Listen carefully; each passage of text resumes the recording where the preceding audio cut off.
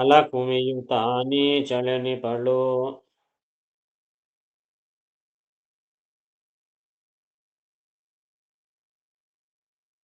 ಕಲಿ ಪರಮ ನೀಚತಮ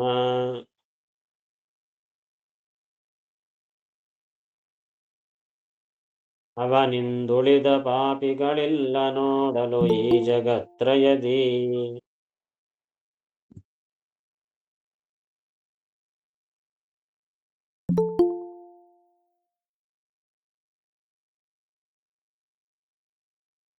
ಮಲ ವಿಸರ್ಜನ ಕಾಲದಲ್ಲಿ ಕತ್ತಲೆಯೊಳಗೆ ಕಶ್ಮಲ ಕುಮಾರ್ಗ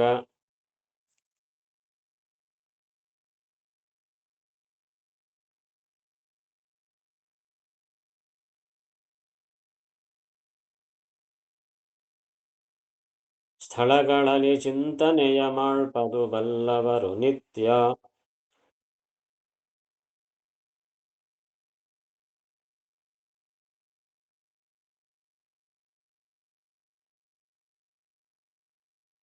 ಹಿಂದಿನ ಪದ್ಯದಲ್ಲಿ ತಾರತಮ್ಯ, ಮುಕ್ತಿಯೋಗ್ಯರ ತಾರತಮ್ಯ ಮತ್ತು ನಿತ್ಯ ಸಂಸಾರಿಗಳದು ಮತ್ತು ತಮೋಯೋಗ್ಯರದು ಅವರೆಲ್ಲರನ್ನು ಹೇಳಿದರು. ನಮುಚಿ ಮೊದಲಾದವರಿಗಿಂತಲೂ ವಿಪ್ರಚಿತ್ತ ನೀಚ ಅಂತ ವಿಪ್ರಚಿತ್ತೆಯವರಿಗೆ ದೈತ್ಯರ ತಾರತಮ್ಯವನ್ನು ಹೇಳಿ, ಎಲ್ಲಕ್ಕಿಂತಲೂ ಅತ್ಯಂತ ಕಡಿಮೆಯಾದವರು ನೀಚರಾದವರು ಯಾರು ಅಂದರೆ ಅಲಕುಮಿ ತಾ ನೀಚಳೆನಿಪಳು. ಅಲಕುಮಿ ಅಂದರೆ ಅಲಕ್ಷ್ಮಿ. ಈ ಅಲಕ್ಷ್ಮಿ ಎಲ್ಲರಿಗಿಂತಲೂ ನೀಚಳು. ಅವಳಿಗಿಂತಲೂ ನೀಚ ಅಂದರೆ ಕಲಿ ಪರಮ ನೀಚತಮ. ಕಲಿ ಅತ್ಯಂತ ನೀಚ, ಪರಮ ನೀಚತಮ. ಬರೀ ನೀಚ ಅಂದ್ರೆ ಕಡಿಮೆ, ನೀಚತಮ ಅಂದರೆ ಬಹಳ ಕಡಿಮೆ ಅಂತ ಅರ್ಥ. ಪರಮ ನೀಚತಮ ಅಂದರೆ ಇನ್ನೂ ಕಡಿಮೆಯವ್ರಿಗಿಂತ ಕಡಿಮೆ, ಪೂರ್ತಿ ಲಾಸ್ಟ್ ಅನ್ಮಾತು. ಅಲಕ್ಷ್ಮಿ ಅಂದ್ಮೇಲಕ್ಕೆ ಇವಳು, ಯಾಗ ಅಲಕ್ಷ್ಮಿಯ ಗಂಡನೇ ಇವನು, ಈ ಕಲಿಯ ಹೆಂಡತಿ ಅಲಕ್ಷ್ಮಿ. ಭಗವಂತನ ಹೆಂಡತಿ ಲಕ್ಷ್ಮಿ ಆದರೆ ಇವನ ಹೆಂಡತಿ ಅಲಕ್ಷ್ಮಿ. ಹಾಗೆ ಚೇತನರಲ್ಲಿ ಅತ್ಯಂತ ಸರ್ವೋತ್ತಮ ಭಗವಂತನಾದರೆ ಚೇತನರಲ್ಲಿ ಅತ್ಯಂತ ಪರಮ ನೀಚತಮ ಇವನು ಕಲಿ, ಹೆಂಡತಿ ಅಲಕುಮಿ. ಅವನಿಗಿಂತ ಉಳಿದ ಪಾಪಿಗಳು ಇಲ್ಲ ನೋಡಲು ಈ ಜಗತ್ರಯದಿ. ಅವನಿಗಿಂತಲೂ ನೀಚರು ಯಾರನ್ನ ಇದ್ದಾರೇನಪ್ಪ ಅಂದರೆ ಯಾರಿಲ್ಲ. ಅವನಿಂದ ಉಳಿದ ಪಾಪಿಗಳು, ಅವನು ಬಿಟ್ಟು ಬೇರೆ ಪಾಪಿಗಳು ಇಲ್ಲೇ ಇಲ್ಲ. ಅವನಿಗಿಂತಲೂ ದೊಡ್ಡ ಪಾಪಿ ಎಂಬುವನು ಈ ಮೂರು ಲೋಕದಲ್ಲಿ ನೋಡಿದರೂ ಕೂಡ ಸಿಗೋದೇ ಇಲ್ಲ. ಹಿಂದೆ ದೇವರನ್ನ ಚಿಂತನೆ ಮಾಡಬೇಕು ಸದಾ ಕಾಲ, ಸರ್ವಸ್ಥಳದಲ್ಲಿ ಎಲ್ಲ ಸಮಯದಲ್ಲಿ ಭಗವಂತನನ್ನು, ಭಗವದ್ಭಕ್ತರನ್ನು ನೆನೆಯಬೇಕು ಅಂತ ಹೇಳಿದ್ರು. ಮತ್ತು ಈ ಕಲಿಯನ್ನು ಯಾವಾಗ ನೆನೆಬೇಕಪ್ಪ, ನೆನಬೇಕೆ ಬೇಡ, ನೆನೆರಿ ಅಂತಂತಾರೆ. ಅವನ್ನ ಕೂಡ ಸ್ಮರಣ ಮಾಡಬೇಕಂತ. ಯಾವ ಸ್ಮರಣ ಮಾಡಬೇಕಪ್ಪ ಅಂತಂದರೆ ಮಲ ವಿಸರ್ಜನ ಕಾಲದಲ್ಲಿ ಅವಾಗ ಸ್ಮರಣೆ ಮಾಡಬೇಕಂತ ಅವನ್ನ. ಕತ್ತಲೆಯೊಳಗೆ, ಕತ್ತಲೆಯಲ್ಲಿದ್ದಾಗ, ಕಶ್ಮಲ ಕೊಳುಕು, ಕಶ್ಮಲ ಅಂತಂದರೆ ಕೊಳುಕು, ಕುಮಾರ್ಗ ಸ್ಥಳಗಳಲ್ಲಿ, ಕೆಟ್ಟ ಮಾರ್ಗ, ಮುಳ್ಳು ಇರ್ತಕ್ಕಂಥ ಮಾರ್ಗಗಳಲ್ಲಿ, ಅಲ್ಲಿ ಚಿಂತನೆಯ ಮಾಡ್ಬೋದು ಬಲ್ಲವರು ನಿತ್ಯ. ಬಲ್ಲವರು ಅಂತ ತಿಳಿದಿರತಕ್ಕಂಥವರು ಅವನನ್ನು ಆಯಾ ಕಾಲಗಳಲ್ಲಿ ಚಿಂತನೆ ಮಾಡಬೇಕಂತ. ಮಲವಿಸರ್ಜನ ಕಾಲದಲ್ಲಿ, ಕತ್ತಲೆಯೊಳಗೆ, ಕಶ್ಮಲ ಕೊಳುಕು, ಕೆಟ್ಟ ಕೆಟ್ಟ ಪದಾರ್ಥಗಳು, ಕುಮಾರ್ಗ ಕೆಟ್ಟ ಮಾರ್ಗಗಳು, ಅಂತಹ ಸ್ಥಳಗಳಲ್ಲಿ ಚಿಂತನೆ ಮಾಡಬೇಕು. ಕೇಳ್ತಾರ ಯಾರನ್ನ ದುಷ್ಟರು, ಯಾರನ್ನ ಕೆಟ್ಟೋಗಿದ್ರೆ ತಣ್ಣನ ಕಾಲದಾಗ ಅವ್ರನ್ನ ಸ್ಮರಣೆ ಮಾಡಬಾರ್ದಪ್ಪ ಅಂತಂತಾರ. ಹಿರಿಯರು ಹೇಳ್ತಾ ಇದ್ರು. ಯಾರಾದ್ರೂ ಒಳ್ಳೆಯವ್ರಿದ್ರು ಅನ್ಕೊಳ್ರಿ, ಅವ್ರನ್ನ ತಣ್ಣನ ಕಾಲದಾಗ ಸ್ಮರಣೆ ಮಾಡ್ಬೇಕಪ್ಪ ಅವ್ರನ್ನ ಅಂತ ಹೇಳ್ತಾ ಇದ್ರು ಮನೆಯಲ್ಲಿ. ಅಂದರೆ ಅಂಥವ್ರನ್ನ ನೆನೆಯಲಿಕ್ಕೂ ಕೂಡ ಇಂಥ ಕಾಲ, ಒಳ್ಳೆ ತಣ್ಣನ ಕಾಲದಲ್ಲ, ಸುಖದಲ್ಲಿ ಇರುವಾಗ ಭಗವಂತನನ್ನು, ಭಗವದ್ಭಕ್ತರನ್ನು ಸ್ಮರಿಸಬೇಕಂತೆ. ಇಂಥ ಕೆಟ್ಟ ಪದಾರ್ಥಗಳಲ್ಲಿ, ಅದಕ್ಕೆ ಎಲ್ಲಿ ಕೊಳುಕಿರ್ತದೆ ಅಲ್ಲಿ ಕಲಿಯ ಸ್ಥಾನ ಅಂತ. ಎಲ್ಲಿ ಕೆಟ್ಟ ಪದಾರ್ಥಗಳು, ಕೊಳುಕು, ಗಲೀಜು, ಚೆತ್ತ ಇತ್ಯಾದಿಗಳು, ಇಂಥ ಹಳಸು ಪದಾರ್ಥಗಳಲ್ಲಿ ಇವೆಲ್ಲ ಕಡೆಗೂ ಕೂಡ ಕಲಿಯ ಸ್ಥಾನ. ಅದಕ್ಕೆ ಅಲ್ಲಲ್ಲಿ ಆ ಕಲೆ ಇದ್ದಾನೆ ಅಂತ ಚಿಂತೆ ಮಾಡಬೇಕು. ಅವನಿಗೆ ಅಲ್ಲಿದ್ದುಕೊಂಡು ಅವನು ದುಃಖ ಪಡ್ತಿರ್ತಾನೆ ಅಂತ. ಈಗ ವಾಯುದೇವರು ಸರ್ವತ್ರ ಇದ್ದರೂ ವಾಯುದೇವರಿಗೆ ಸದಾಕಾಲ ಸುಖನೇ ಇರ್ತದೋ, ಆಗ ಕಲಿ ಅಲ್ಲೆಲ್ಲಿ ಕೆಟ್ಟ ಪದಾರ್ಥಗಳಲ್ಲಿ ತಾನಿದ್ದುಕೊಂಡು ಅವನು ಕಷ್ಟ ದುಃಖ ಪಡ್ತಾ ಇರ್ತಾನೆ. ಹೀಗೆ ಆಯಾ ಕಾಲಗಳಲ್ಲಿ ಅವರನ್ನು ಸ್ಮರಿಸಬೇಕು ಎಂಬುದನ್ನು ಹೇಳುತ್ತಾರೆ. ಗೊತ್ತಿಲ್ಲ.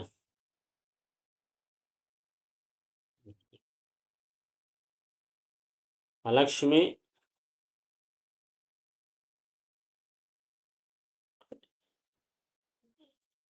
ಎಲ್ಲರಿಗಿಂತಲೂ ನೀಚಳು.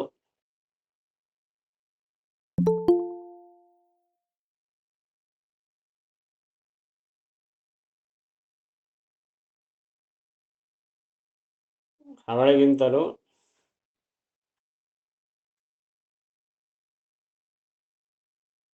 ಪರಮ ನೀಚನಾದವನು ಕಲಿ.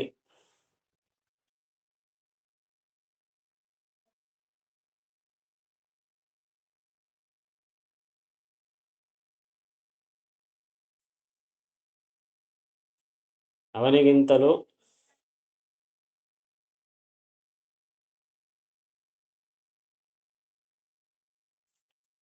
ಹೆಚ್ಚು ಪಾಪಿಗಳು.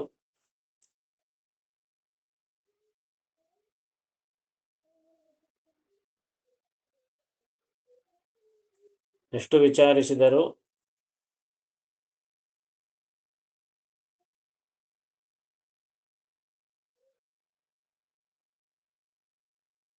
ಮೂರೂ ಲೋಕಗಳಲ್ಲಿ ಇಲ್ಲ.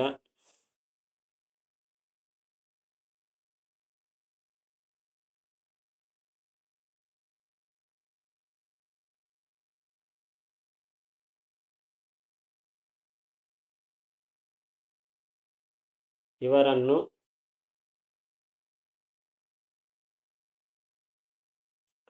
ಮಲವಿಸರ್ಜನ ಕಾಲದಲ್ಲಿ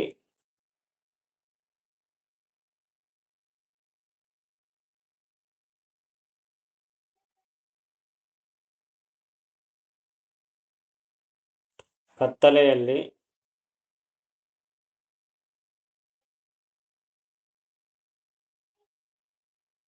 ಕೊಳುಕು ಪದಾರ್ಥಗಳಲ್ಲಿ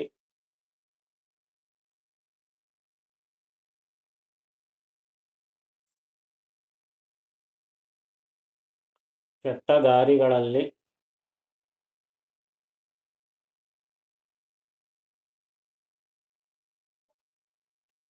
ಜ್ಞಾನಿಗಳು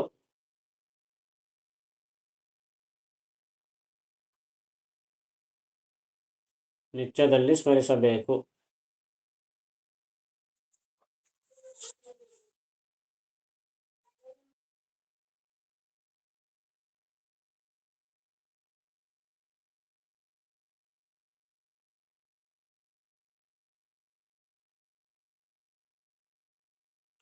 ಅಲಕುಮಿಯುತ ನೀಚಳಿನಿ ಪಡು ಕಲಿ ಪರಮ ನೀಚತಮ.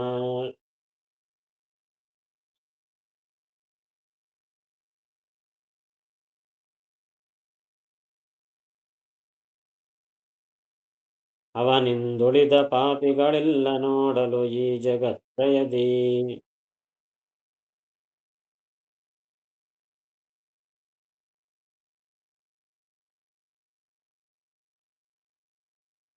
ಮಲವಿಸರ್ಜನ ಕಾಲದಲ್ಲಿ ಕತ್ತಲೆಯೊಳಗೆ ಕಶ್ಮಲ ಕುಮಾರ್ಗ.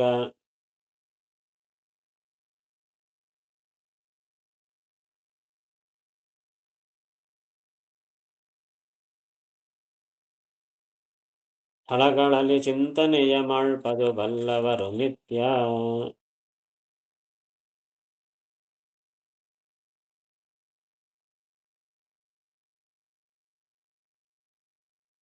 ಸತ್ವಜೀವರಮಾನಿ ಬ್ರಹ್ಮನು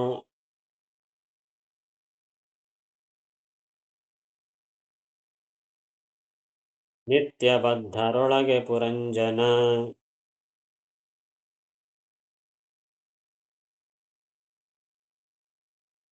ದೈತ್ಯ ಸಮುದಾಯಾಧಿಪತಿ ಕಲಿಯ ನಿಪ ಪವಮಾನ.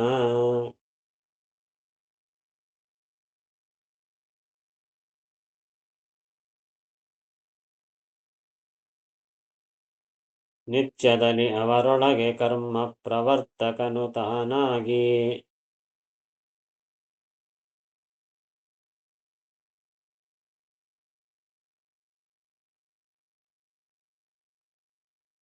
ಶ್ರೀ ಪುರುಷೋತ್ತಮನ ಸಂಪ್ರೀತಿಗೋ ಸುಖ ಮಾಡಿ ಮಾಡಿಸುವ.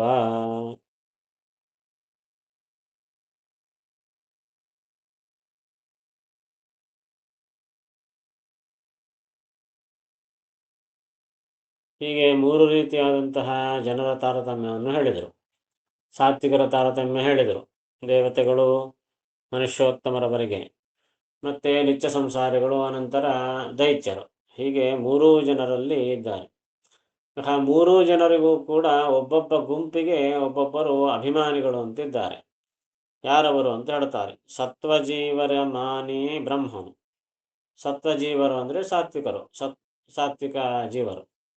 ಆ ಸಾತ್ವಿಕ ಜೀವರಿಗೆಲ್ಲರಿಗೂ ಕೂಡ ಮಾನಿ, ಮಾನಿ ಅಂದರೆ ಅಭಿಮಾನಿ. ಅಭಿಮಾನಿಯಾದ ದೇವತೆ ಯಾರು? ಬ್ರಹ್ಮ. ಬ್ರಹ್ಮದೇವರು ಸಾತ್ವಿಕರಿಗೆ ಅಭಿಮಾನಿ ಪುರುಷ ಅಂತ ಅರ್ಥ. ಇನ್ನು ನಿತ್ಯಬದ್ಧರೊಳಗೆ ಪುರಂಜನ. ನಿತ್ಯಬದ್ಧರು ಅಂದರೆ ನಿತ್ಯ ಸಂಸಾರಿಗಳು, ರಾಜಸರು ಅಂತ ಅರ್ಥ. ಆ ನಿತ್ಯ ಸಂಸಾರಿಗಳಿಗೆ ಅಭಿಮಾನಿ ಯಾರು ಅಂದರೆ ಪುರಂಜನ. ಭಾಗವತದ ಷಷ್ಠಸ್ಕಂದಲ್ಲಿ ನಾವು ಕೇಳಿದ್ವಲ್ಲ ಪುರಂಜನೋಪಾಖ್ಯಾನ. ಆ ಪುರಂಜನ ಅವನೇ. ಆ ಪುರಂಜನ ಅಂಬೋನೇ ಈ ಮಧ್ಯಮ ಜನರಿಗೆ, ರಾಜಸ ಜನರಿಗೆ ತಾನು ಅಭಿಮಾನಿಯಾಗಿದ್ದಾನೆ. ದೈತ್ಯ ಸಮುದಾಯಾಧಿಪತಿ. ದೈತ್ಯ ಸಮುದಾಯಕ್ಕೆ ಅಂದರೆ ತಮೋಯೋಗ್ಯರಿಗೆ, ಅವರಿಗೆ ಅಧಿಪತಿ ಯಾರು ಅಂದರೆ ಕಲಿಯನಿಪ. ಆ ಕಲಿಯೇ ಈ ಅಧಮ ಜನರಿಗೆ ಅಂದರೆ ತಮೋಯೋಗ್ಯರಿಗೆ ಅವನು ಅಭಿಮಾನಿಯಾಗಿದ್ದಾನೆ. ಇನ್ನು ಪವಮಾನ ಏನು ಮಾಡ್ತಾನೆ ಅಂದರೆ ವಾಯುದೇವರು ನಿತ್ಯದಲ್ಲಿ ಅವರೊಳಗೆ ಕರ್ಮ ಪ್ರವರ್ತಕನು ತಾನಾಗಿ ಎಲ್ಲರಲ್ಲಿ ವಾಯುದೇವರು ಇರ್ತಾರೆ. ಪವಮಾನ ನಿತ್ಯದಲ್ಲಿ ಅವರೊಳಗೆ, ಆ ಎಲ್ಲರಲ್ಲಿ ಸಾತ್ವಿಕ ರಾಜಸ ತಾಮಸರೊಳಗೆ ಎಲ್ಲರೊಳಗೆ ಇದ್ದುಕೊಂಡು ಕರ್ಮ ಪ್ರವರ್ತಕನು ತಾನಾಗಿ ಅಲ್ಲಿ ತಾನು ಕರ್ಮ ಪ್ರವರ್ತಕನಾಗ್ತಾನೆ. ಎಲ್ಲರಿಂದಲೂ ಕರ್ಮವನ್ನು ಮಾಡಿಸುತ್ತಾನೆ. ಯಾಕೆ ಮಾಡಿಸ್ತಾನಪ್ಪ ಅಂದರೆ ಶ್ರೀ ಪುರುಷೋತ್ತಮನ ಸಂಪ್ರೀತಿ ಗೋಸುಗ. ಅದಕ್ಕೇನಿಲ್ಲ, ಕಾರಣ ಒಂದೇ ಒಂದು, ಶ್ರೀ ಪುರುಷೋತ್ತಮನ ಸಂಪ್ರೀತಿ. ಭಗವಂತನ ಪ್ರೀತಿ, ಇದು ಭಗವಂತನ ಸೇವೆ ಅಂತ ಮಾಡ್ತಾನಂತೆ. ತಾನು ಮಾಡಿಸುವ, ತಾನು ಮಾಡ್ತಾನೆ, ಜೀವರಿಂದ ಮಾಡಿಸ್ತಾನೆ. ಇಷ್ಟು ಮಾಡಿಸಿದರೆ ಅವನಿಗೆ ಬರತಕ್ಕಂಥ ಅನಂತವಾದ ಪುಣ್ಯ. ಭಗವಂತನ ಪ್ರೀತಿಗಾಗಿ ಎಲ್ಲ ಕರ್ಮಗಳನ್ನು ಮಾಡ್ತಾನೆ. ಹೀಗಾಗಿ ಆ ಪವಮಾನನಿಗೆ ಅತ್ಯಂತ ಪುಣ್ಯದ ರಾಶಿ ಬರ್ತದೆ. ತಾನು ಮಾಡಿಸುತ್ತಾನೆ ಎಲ್ಲರಲ್ಲಿ ಅಂತ ಹೇಳ್ತಾರೆ.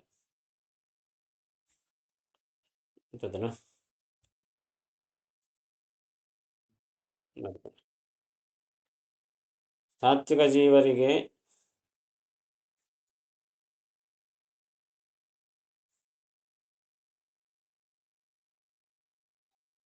ಅಭಿಮಾನಿ ದೇವತೆ ಬ್ರಹ್ಮದೇವರು.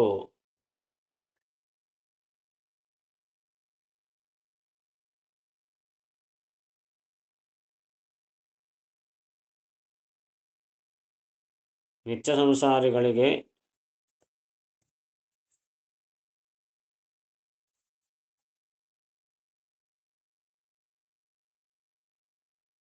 ಅಭಿಮಾನಿ ಪುರಂಜನ.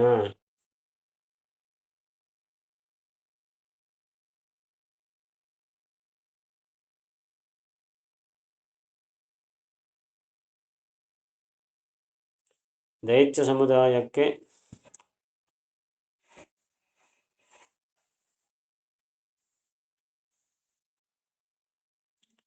ಅಭಿಮಾನಿ ಕಲಿ.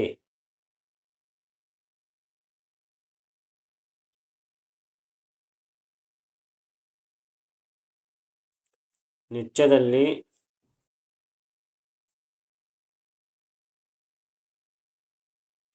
ಈ ಎಲ್ಲ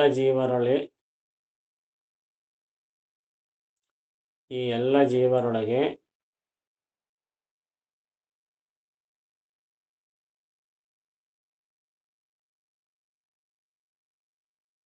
ವಾಯುದೇವರು ಇದ್ದು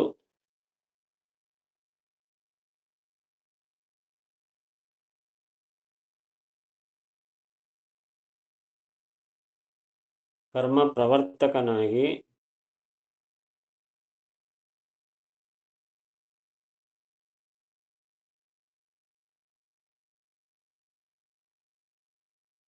ಪುರುಷೋತ್ತಮನ ಪ್ರೀತಿಗಾಗಿ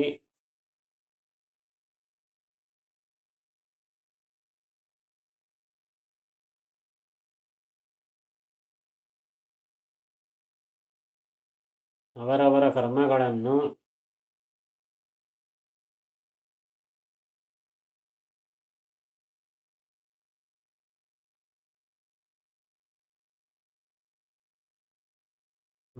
ಮಾಡಿಸುತ್ತಾನೆ.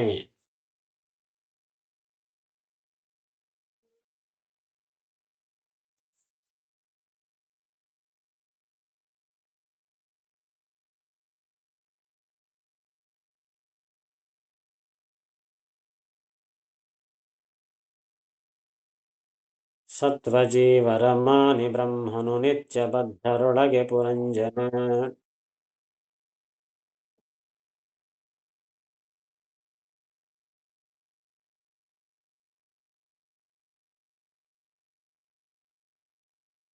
ದೈತ್ಯ ಸಮುದಾಯಾಧಿಪತಿ ಕಲಿಯ ನಿಪಪವಮಾನ.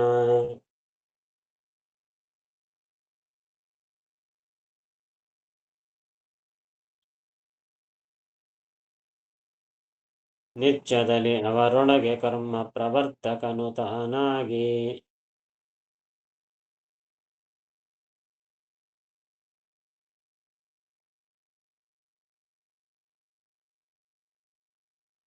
ಶ್ರೀ ಪುರುಷೋತ್ತಮನ ಸಂಪ್ರೀತಿಗೋ ಸುಗ ಮಾಡಿ ಮಾಡಿಸುವ.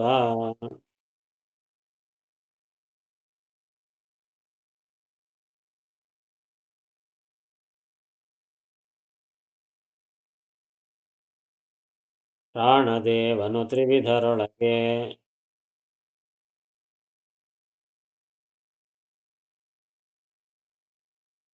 ಪ್ರವೀಣತಾನೆಂದೆನಿಸಿ.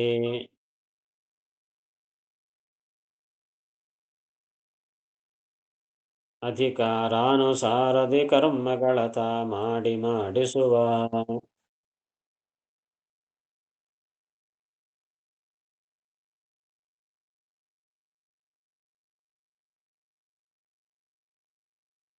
ಜ್ಞಾನ ಭಕ್ತಿ ಸುರರಿಗೆ ಮಿಶ್ರ.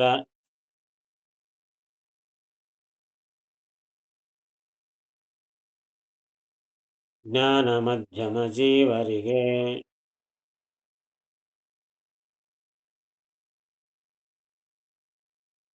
ಅಜ್ಞಾನ ಮೋಹದ್ವೇಷಗಳ ದೈತ್ಯರಿಗೆ ಕೊಡುತ್ತಿಪ್ಪ.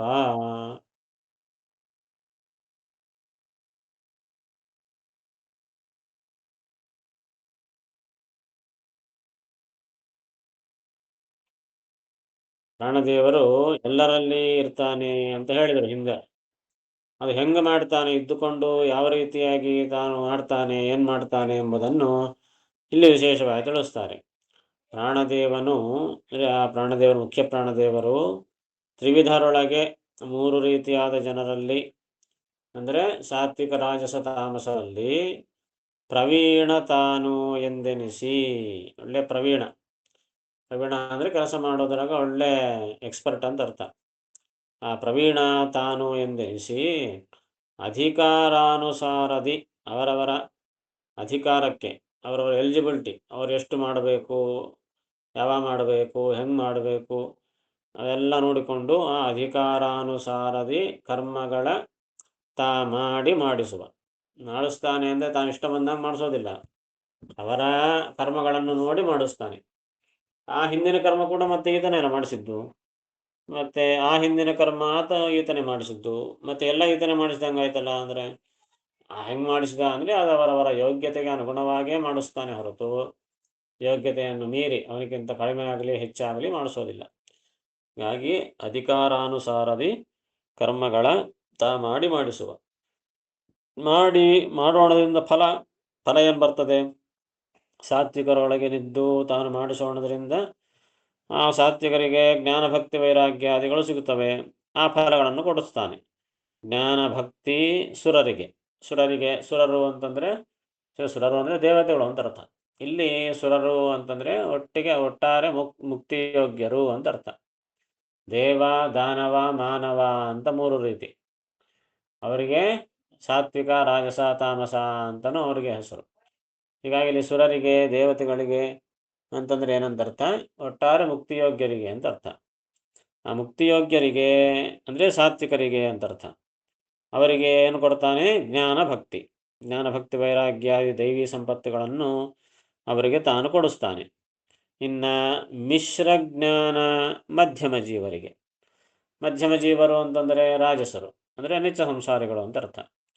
ಅವರಿಗೇನು ಕೊಡಿಸ್ತಾನೆ? ಮಿಶ್ರ ಜ್ಞಾನ. ಅವರಿಗೆ ಶುದ್ಧವಾದ ಸರಿಯಾದ ಜ್ಞಾನ ಬರೋದೇ ಇಲ್ಲ. ಅರ್ಧಂಬರ್ಧ ಹಂಗೋ ಅಂತ ಹಿಂಗ ಮಿಶ್ರ ಜ್ಞಾನನ ಮಾತು. ಅದೋ ಇದು ಒಟ್ಟಾರೆ ಮಧ್ಯದಲ್ಲೇ ಒದ್ದಾಡ್ತಿರ್ತಾರೆ ಅವರು. ಆ ಕಡೆ ಮುಕ್ತಿಗೂ ಹೋಗೋದಿಲ್ಲ, ಈ ಕಡೆ ತಮಸ್ಸಿಗೂ ಹೋಗೋದಿಲ್ಲ. ಹೀಗಾಗಿ ಮಧ್ಯ ಒದ್ದಾಡ್ತಿರ್ತಾರೆ ಅವರು. ಹೀಗಾಗಿ ಮಧ್ಯಮ ಜೀವರಿಗೆ ಮಿಶ್ರ ಜ್ಞಾನ ಕೊಡಿಸ್ತಾನೆ. ಇನ್ನು ಅಧಮ ಜೀವರಿಗೆ ಅಜ್ಞಾನ, ಮೋಹ, ದ್ವೇಷ ಇತ್ಯಾದಿ ದೋಷಗಳನ್ನು ದೈತ್ಯರಿಗೆ ಕೊಡುತ್ತಿಪ್ಪ. ದೈತ್ಯರು ಅಂತಂದರೆ ತಮೋಯೋಗ್ಯರು, ಕೊನೆಗೆ ತಾಮಸರು ಅಂತ ಅರ್ಥ. ಹೀಗಾಗಿ ಅವರಿಗೆ ಅಜ್ಞಾನ, ಮೋಹ, ಮೋಹ ಅಂತಂದರೆ ಭ್ರಾಂತಿ ಜ್ಞಾನಗಳೆಲ್ಲ. ಅಜ್ಞಾನ ಅಂದರೆ ಪೂರ್ತಿ ಏನೂ ಗೊತ್ತಿಲ್ಲ ಅಂತಂದರೆ ಅಜ್ಞಾನ. ಮೋಹ ಅಂದರೆ ಭ್ರಾಂತಿ, ವಿಪರೀತವಾಗಿ ತಿಳ್ಕೊಂಡ್ಬಿಡೋದು. ದ್ವೇಷ, ಭಗವದ್ಭಕ್ತರನ್ನು ಭಗವಂತನನ್ನು ದ್ವೇಷ ಮಾಡೋದು ಇತ್ಯಾದಿ ಗುಣಗಳೆಲ್ಲ ಕೂಡ ದೈತ್ಯರಿಗೆ ತಾನು ಕೊಡ್ತಾನೆ. ಹೀಗೆ 3 ವಿಧ ಜೀವರಲ್ಲಿದ್ದುಕೊಂಡು ಅವರವರ ಯೋಗ್ಯತೆಗೆ ಅನುಗುಣವಾಗಿ ಕರ್ಮಗಳನ್ನು ಮಾಡಿಸಿ ಅವರವರಿಗೆ ತಕ್ಕಂತೆ ಆಯಾ ಫಲಗಳನ್ನು ತಾನು ಕೊಡಿಸ್ತಾನೆ ಅಂತ ಅರ್ಥ.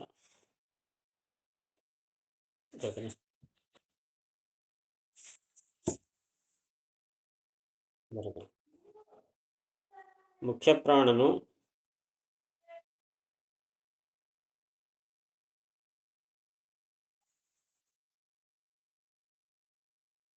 ಮೂರು ವಿಧ ಜೀವರಲ್ಲಿ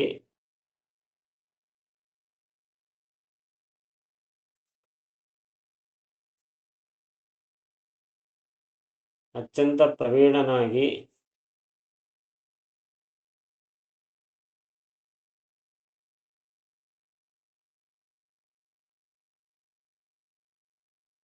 ಅವರವರ ಅಧಿಕಾರಕ್ಕೆ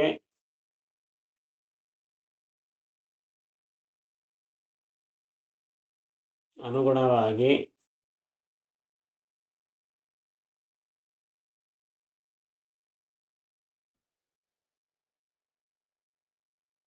ಕರ್ಮಗಳನ್ನು ಮಾಡಿಸುತ್ತಾನೆ.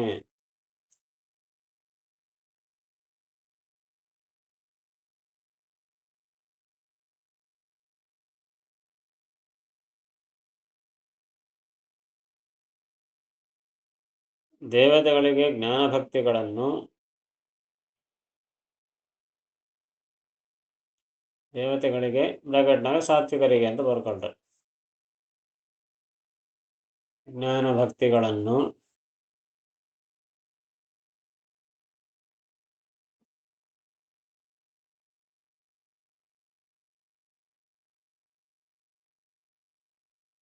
ಮಧ್ಯಮ ಜೀವರಿಗೆ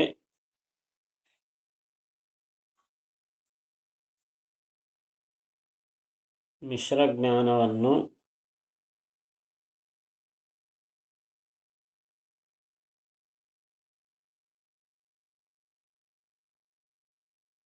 ದೈತ್ಯರಿಗೆ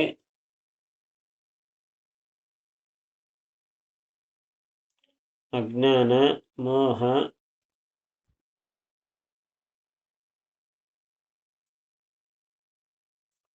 ಮತ್ತು ದ್ವೇಷಗಳನ್ನು ಕೊಡುತ್ತಾನೆ.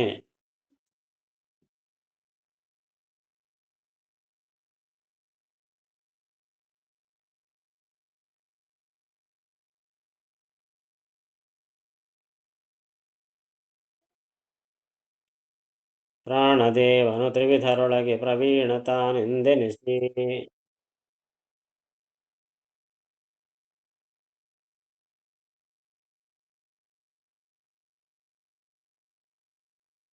ಅಧಿಕಾರಾನುಸಾರದಿ ಕರ್ಮಗಳ ಮಾಡಿಸುವ.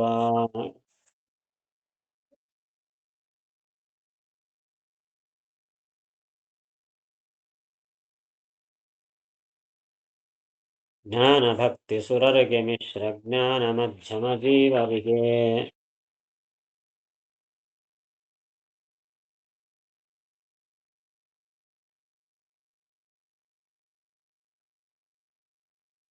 ಅಜ್ಞಾನ ಮೋಹ ದ್ವೇಷಗಳ ದೈತ್ಯರಿಗೆ ಕೊಡುತ್ತಿಪ್ಪ.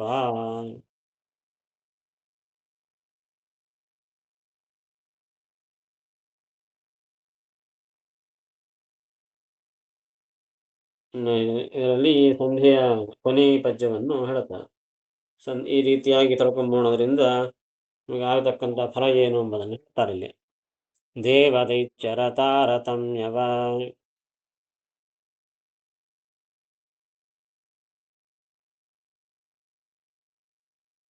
ಈ ವಿಧದಿ ತಿಳಿದೆಲ್ಲರಳು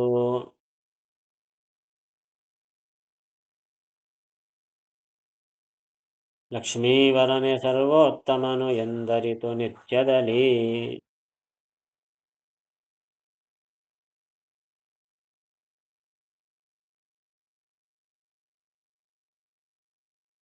ಸೇವಿಸುವ ಭಕ್ತರಿಗೊಲಿದು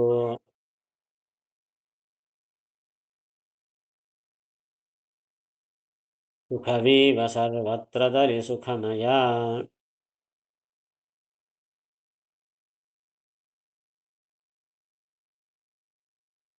ಶ್ರೀವಿರಿಂಚಾದ್ಯಮರನುತ ಜಗನ್ನಾಥ ವಿಠ್ಠಲನು.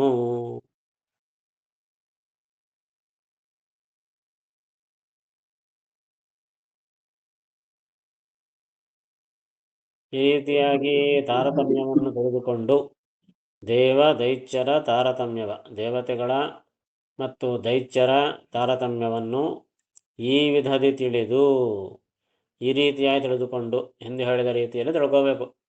ಹೆಂಗೆ ಸಿಕ್ಕರೆ ಹಂಗೆ ಸಿಕ್ಕಾಪಟ್ಟೆ ತಿಳ್ಕೊಂಡ್ರೆ ಪ್ರಯೋಜನ ಇಲ್ಲ. ಇಲ್ಲಿ ಯಾವ ರೀತಿಯಾಗಿ ಹೇಳಿದ್ದಾರೋ ಆ ರೀತಿಯಾಗಿಯೇ ತಿಳ್ಕೊಳ್ಬೇಕು.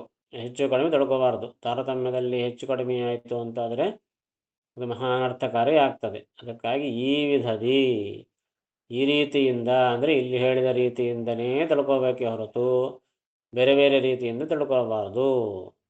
ಈ ರೀತಿಯಾಗಿ ತಿಳಿದುಕೊಂಡು ಎಲ್ಲರೊಳು ಲಕ್ಷ್ಮೀವರನೇ ಸರ್ವೋತ್ತಮನು ಎಂದರಿತು. ಈ ರೀತಿಯಾಗಿ ತಿಳಿಯೋದಕ್ಕೆ ಮುಖ್ಯ ಕಾರಣ ಏನು? ಕೊನೆಗೆ ಇದು ಎಲ್ಲ ಎಲ್ಲಿ ಪರ್ಯವಸಾನ ಆಗಬೇಕು ಅಂದರೆ ಆ ಭಗವಂತ ಶ್ರೀಹರಿಯೇ ಸರ್ವೋತ್ತಮ ಎಂಬ ಜ್ಞಾನ ಅದು ಪ್ರಧಾನ. ಹೀಗಾಗಿ ಶ್ರೀಹರಿಯೇ ಸರ್ವೋತ್ತಮ, ಉಳುಕಿಯವರೆಲ್ಲರೂ ಕೂಡ ಆ ಭಗವಂತನ ಅನುಚರರು, ಎಲ್ಲ ದೇವತೆಗಳು ಶ್ರೀಹರಿಯ ಅನುಚರರು ಎಂಬ ಜ್ಞಾನ ಪ್ರಧಾನ. ಎಲ್ಲರೂ ಅನುಚರರು ಅಂತಂಬೋದೊಂದು, ಹರಿ ಸರ್ವೋತ್ತಮ ಅಂತಂಬೋದು, ಮತ್ತು ಆ ಸೇವಕರಲ್ಲಿಯೂ ಕೂಡ ತಾರತಮ್ಯವಿದೆ. ಕೇವಲ ಮುಕ್ತಿಯೋಗ್ಯರಲ್ಲಿ ಅಷ್ಟೇ ಅಲ್ಲ, ನಿತ್ಯ ಸಂಸಾರಿಗಳಲ್ಲಿಯೂ ಮತ್ತು ದೈತ್ಯರಲ್ಲಿಯೂ ಅಂದರೆ ತಮೋಯೋಗ್ಯರಲ್ಲಿಯೂ ಕೂಡ ತಾರತಮ್ಯವಿದೆ. ಹೀಗಾಗಿ ಎಲ್ಲರೂ ಒಂದೇ ಆಗಲಿಕ್ಕೆ ಸಾಧ್ಯವಿಲ್ಲ. ಪ್ರತಿಯೊಬ್ಬರಲ್ಲಿಯೂ ಕೂಡ ತಾರತಮ್ಯ ಇದ್ದೇ ಇದೆ. ಆ ತಾರತಮ್ಯದ ಕೊನೆಯಲ್ಲಿ ಬರತಕ್ಕಂಥವನ ಮೇಲೆ ಇರುವವನೇ ಭಗವಂತ ಶ್ರೀಹರಿ ಎಂಬ ಮಾತನ್ನು ತಿಳಿದುಕೊಂಡು ನಿತ್ಯದಲ್ಲಿ ಸೇವಿಸುವ ಭಕ್ತರಿಗೆ ಒಲಿದು, ಈ ರೀತಿಯಾಗಿ ತಿಳಿದುಕೊಂಡು ನಿತ್ಯದಲ್ಲಿ ಯಾರು ಸೇವೆ ಮಾಡ್ತಾರೆ, ಪೂಜೆ ಮಾಡ್ತಾರೆ, ಭಜನೆ ಮಾಡ್ತಾರೆ, ಆರಾಧನೆ ಮಾಡ್ತಾರೆ, ಅಂತಹ ಅವರಿಗೆ ಒಲಿದು ಸುಖವೀವ ಸುಖವನ್ನು ಕೊಡ್ತಾನೆ. ಇಲ್ಲಿ ಸರ್ವತ್ರದಲ್ಲಿ ಎಲ್ಲ ಕಡೆಗೂ ಭಗವಂತ ಸುಖ ಕೊಡ್ತಾನೆ. ಅಂದರೆ ಇಹಪರಗಳಲ್ಲಿ, ಈ ಲೋಕದಲ್ಲಿ ಮತ್ತು ಪರಲೋಕದಲ್ಲಿಯೂ ಕೂಡ ಸುಖವನ್ನು ಕೊಡ್ತಾನೆ. ಸುಖ ಕೊಡಬೇಕು ಅಂದರೆ ಮೊದಲು ಅವನಲ್ಲಿ ಸುಖ ಇರಬೇಕಲ್ಲ.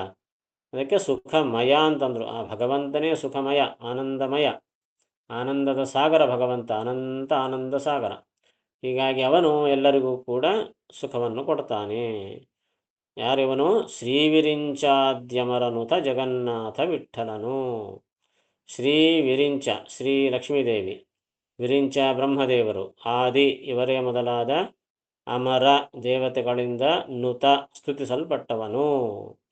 ಅಂತಹ ಜಗನ್ನಾಥ ವಿಠ್ಠಲ, ಲಕ್ಷ್ಮೀ ಬ್ರಹ್ಮಾದಿ ಎಲ್ಲ ಸುರರಿಂದಲೂ ಕೂಡ ಅರ್ಚಿತನಾದ ಆ ಭಗವಂತನು ಈ ರೀತಿಯಾಗಿ ಯಾರಾದರೆ ತಾರತಮ್ಯ ಪ್ರಕಾರವಾಗಿ ಹರಿಸರ್ವೋತ್ತಮ ಅಂತ ತಿಳಿದು ಭಜನೆ ಮಾಡ್ತಾರೆಯೋ ಅವರಿಗೆ ತಾನು ಒಲಿದು ಸುಖವನ್ನು ಕೊಡ್ತಾನೆ, ಇಹಪರಂಗಳಲ್ಲಿ ಸುಖ ಕೊಡ್ತಾನೆ.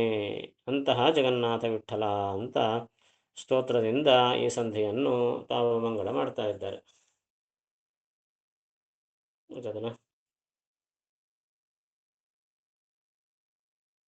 ಈ ರೀತಿಯಾಗಿ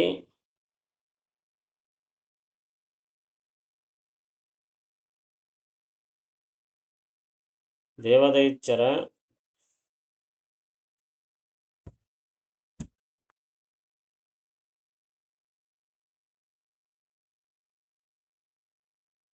ತಾರತಮ್ಯವನ್ನು ತಿಳಿದು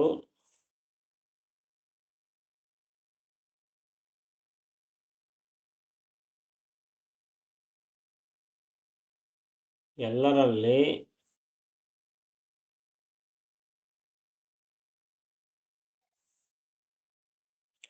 ಶ್ರೀಹರಿಯೇ ಸರ್ವೋತ್ತಮ ಎಂದು ತಿಳಿದು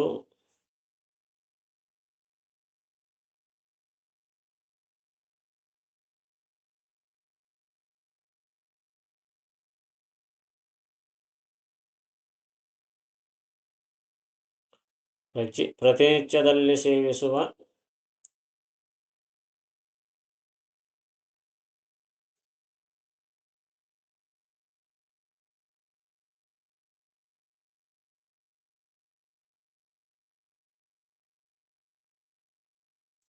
ಭಕ್ತರಿಗೆ ಒಲಿದು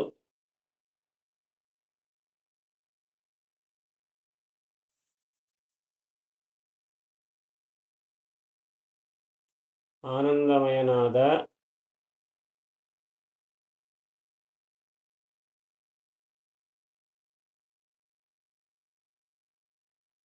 ಲಕ್ಷ್ಮೀ ಬ್ರಹ್ಮಾದಿ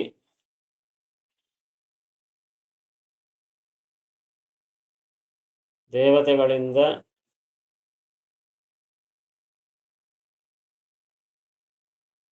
ಸ್ತುತನಾದ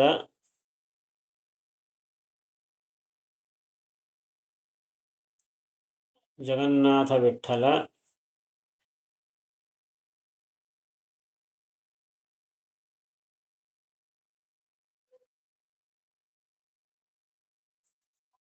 ಎಲ್ಲ ಕಡೆಗೂ ಸುಖವನ್ನು ಕೊಡುತ್ತಾನೆ.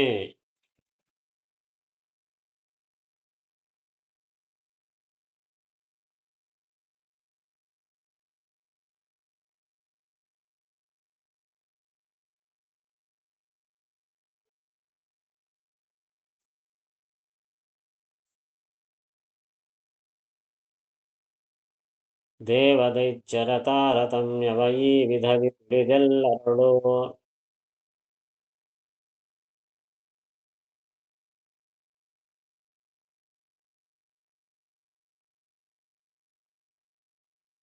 ಲಕ್ಷ್ಮೀವರನೆ ಸರ್ವೋತ್ತಮನು ಎಂದರಿತು ನಿತ್ಯದಲ್ಲಿ.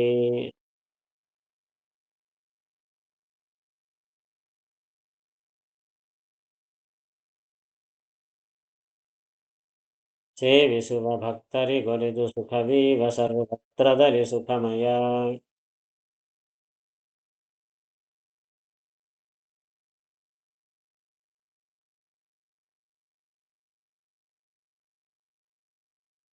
ಶ್ರೀವಿರಿಂಚಾದ್ಯಮರನುತ ಜಗನ್ನಾಥ ವಿಠ್ಠಲನು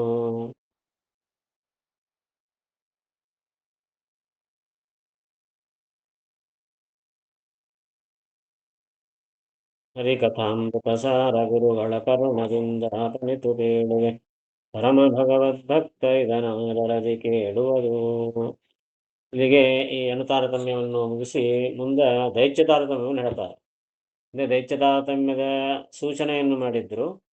ಮುಂದಿನ ಈ ಸಂಧಿಯಲ್ಲಿ ವಿಸ್ತಾರವಾಗಿ ಆ ದೈತ್ಯರು ಯಾವ ರೀತಿಯಾಗಿ ಅವರು ಭಾವನೆ ಮಾಡ್ತಾರೆ, ಅವರ ಅನುಸಂಧಾನ ಹೆಂಗಿರ್ತವೆ, ಅವರ ತಾರತಮ್ಯ ಯಾವುದು, ಅದನ್ನು ವಿವರ ಮಾಡ್ತಾರೆ.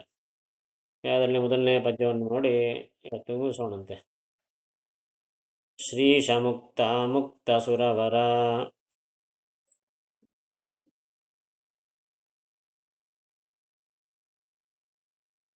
ವಾಸುದೇವಗೆ ಭಕ್ತಿಯಲಿ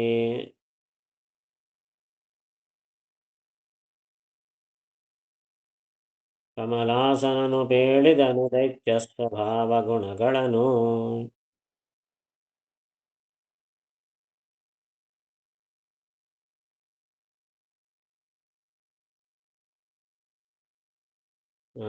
ಶ್ರೀಶ ಮುಕ್ತ ಸುರವರ ವಾಸುದೇವಗೆ, ಶ್ರೀಶನಾದಂತಹ, ಶ್ರೀಶ ಅಂದ್ರೆ ಲಕ್ಷ್ಮೀಪತಿ, ಶ್ರೀ ಈಶ ಲಕ್ಷ್ಮೀಪತಿಯಾದ ಮುಕ್ತ ಸುರವರ, ಮುಕ್ತ ಮತ್ತು ಅಮುಕ್ತ ಇಬ್ಬರು ಸುರರು. ಇನ್ನು ಆಲ್ರೆಡಿ ಮುಕ್ತರಾಗಿರತಕ್ಕಂತಹ ಸುರರು ಇರ್ತಾರೆ, ಇನ್ನು ಮುಕ್ತಿಗೆ ಹೋಗಬೇಕಾದಂತಹ ಸುರರು ಇರ್ತಾರೆ. ಆ ಎಲ್ಲರಿಗೂ ವರ ಶ್ರೇಷ್ಠನು, ಉತ್ತಮನು ಅಂತ ಅರ್ಥ. ಮುಕ್ತ ಸುರವರ, ಮುಕ್ತರು ಅಂತೇನು ಸುರರಿದ್ದಾರೆ ಎಲ್ಲರಿಗೂ ಕೂಡ ಇವನು ಶ್ರೇಷ್ಠನಾಗಿದ್ದಾನೆ. ಅಂತಹ ವಾಸುದೇವಗೆ, ಆ ಭಗವಂತನಿಗೆ ಭಕ್ತಿಯಿಂದ ಕಮಲಾಸನನು ಪೇಳಿದನು ದೈತ್ಯ ಸ್ವಭಾವ ಗುಣಗಳನ್ನು. ಕಮಲಾಸನ ಅಂದರೆ ಕಮಲವನ್ನು ಆಸನವನ್ನಾಗಿ ಪಡೆದವನು ಬ್ರಹ್ಮದೇವರು. ಆ ಬ್ರಹ್ಮದೇವರು ಪೇಳಿದನು ದೈತ್ಯ ಸ್ವಭಾವ ಗುಣಗಳನ್ನು. ದೈತ್ಯರ ಸ್ವಭಾವವನ್ನು, ಅವರ ಗುಣಗಳನ್ನು, ಅವರ ಲಕ್ಷಣಗಳನ್ನು ತಾನು ಭಗವಂತನಿಗೆ ತಾನು ಭಿನ್ನ ಮಾಡಿಕೊಡುತ್ತಾನೆ ಬ್ರಹ್ಮದೇವರು. ಗರುಡ ಪುರಾಣದಲ್ಲಿ ಬಂದಿರತಕ್ಕಂಥ ವಿಷಯ. ಗರುಡ ಪುರಾಣ ಅಂದರೆ ಅದರಲ್ಲಿ ಎರಡು ಭಾಗ, ಬ್ರಹ್ಮಕಾಂಡ ಪ್ರೇತಕಾಂಡ ಅಂತ. ಆ ಬ್ರಹ್ಮಕಾಂಡದಲ್ಲಿ ಬಂದಿರತಕ್ಕಂತಹ ವಿಷಯ ಇದು. ಈಗ ಬ್ರಹ್ಮದೇವರು ಭಗವಂತನಿಗೆ ಹೇಳುವಂತಹ ದೈತ್ಯರ ಗುಣಗಳು. ಅದನ್ನು ಇಲ್ಲಿ ಸಂಗ್ರಹ ಮಾಡಿ ನಮಗೆ ಕೊಡ್ತಾ ಇದ್ದಾರೆ ಅಂತ ಈ ಸಂಧಿಯಲ್ಲಿ ಏನು ಹೇಳುತ್ತಿದ್ದಾರೆ ಎಂಬ ಮಾತನ್ನು ಮೊದಲಿಗೆ ತಾವು ತಿಳಿಸ್ತಾರೆ. ಸಂಧಿ ಸೂಚನಾ ಅಂತ ಕರೀತಾರೆ. ಅಂದರೆ ಈ ಸಂಧಿಯಲ್ಲಿ ಏನು ಹೇಳುತ್ತಿದ್ದಾರೆ ಅಂತ ಮೊದಲಿಗೆ ತಾವು ಸೂಚನೆಯನ್ನು ಮಾಡೋದು. ಆ ರೀತಿಯಾಗಿ ಇಲ್ಲಿ ಸೂಚಿಸುತ್ತಾ ಇದ್ದಾರೆ ಅಂತ ಅರ್ಥ. ಮತ್ತೆ ನಾಳೆ ಅದನ್ನು ಕಂಟಿನ್ಯೂ ಮಾಡೋಣ ಅಂತ. ಸಂಶಯ ಇದ್ರೆ ಕೇಳಬಹುದು.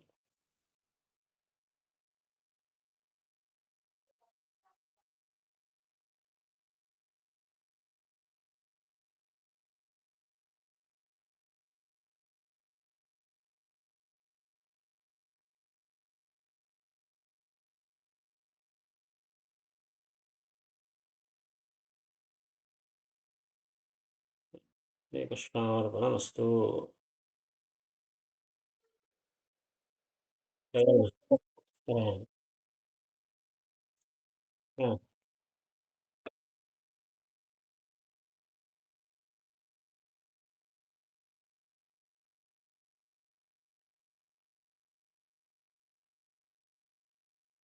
ಯಾರು?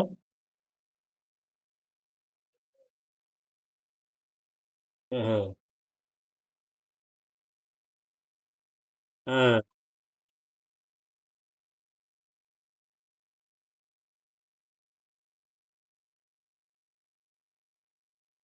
ಅಲ್ಲ ಯಾರು ಕೇಳಿಲ್ಲ ಅಂದ್ರಿ? ಹಾ. ಹಾ. ಹಾ. ಹಾ. ಈ ಕಡೆ ಮುಂದೆ ಹೇಳೋಣ. ಅಲ್ಲ ಯಾರಿಗೆ ಮಿಸ್ ಆಗಿದೆ? ಹಾ. ಅವ್ರು ಯಾವ್ದು ಬೃಹತ್ ತಾರತಮ್ಯ ಬಂದಿಲ್ಲ?